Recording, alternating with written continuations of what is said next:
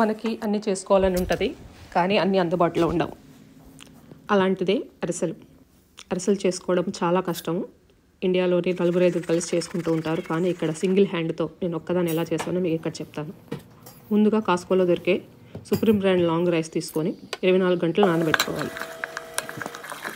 ప్రతి 12 గంటల తర్వాత 2 సార్లు వాష్ చేయాలి. 24 గంటలు అయిన తర్వాత ఇంకో 2 సార్లు వాష్ చేసుకొని ఆ వాటరు వడగట్టి ఒక క్లాత్ మీద కొంచెం డ్రై అయ్యేదాకా చేసి, తర్వాత వాటిని కొంచెం డ్రై అయిన తర్వాత మిక్సీలో వేసుకొని పిండి పట్టుకోవాలి. పిండి పట్టుకునేటప్పుడు పిండి తడిదనం పోకుండా గుడ్డ కప్పి పెట్టుకోవాలి.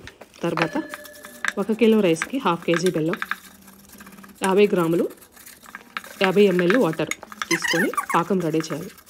పాకము ఎలా రెడీ చేయాలంటే, పాకము గిన్నెలో నీళ్ళలో వేసి కొడితే పాకము కొంచెం ముదురు పాకం రావాలి. అలా ముదురు పాకం రెడీ అవుతున్నప్పుడు స్టవ్ స్లో ఫ్లేమ్లో పెట్టుకోండి. ముదురు పాకం అవ్వగానే ఆపేసి కిందకి తీసుకోండి. తర్వాత దాంట్లో కొంచెం బియ్యపిండి పోస్తూ, ఇక్కడ నేను కర్రతో ఎలా తిప్పుతున్నాను, ఇక్కడ చపాతీ కర్రతో నేను తిప్పుతున్నాను అనమాట. అలా తిప్పుకుంటూ పిండి కొంచెం లూజ్గా ఉన్నప్పుడు పిండి పోయడం ఆపేసేయండి. ఎందుకంటే మరీ గట్టిగా కలిపితే తర్వాత పిండి విర్లబడిపోతూ ఉంటుంది అనమాట. దాంట్లో కొంచెం నెయ్యి వేసి పక్కన పెట్టుకోండి.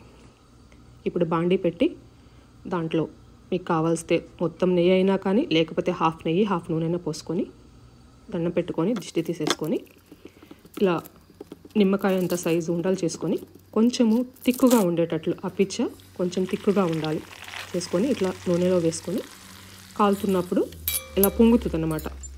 అస్సలు భయపడొద్దు. అలా పొంగితేనే అరిసెలు బాగా వస్తాయి. కొంచెం బ్రౌన్గా మారిన తర్వాత తీసేసేయాలి. మరీ ఎక్కువ బ్రౌన్ అయితే తర్వాత కుక్ అవుతుంది, ఇంకా మాడిపోతాయి అన్నమాట.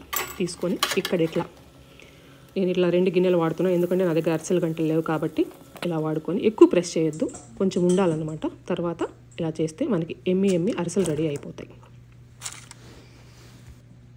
అరిసెలు పాకం చేయడంలో, వాటిని ఒత్తడంలోనే అంత ప్రాసెస్ ఉంటుంది.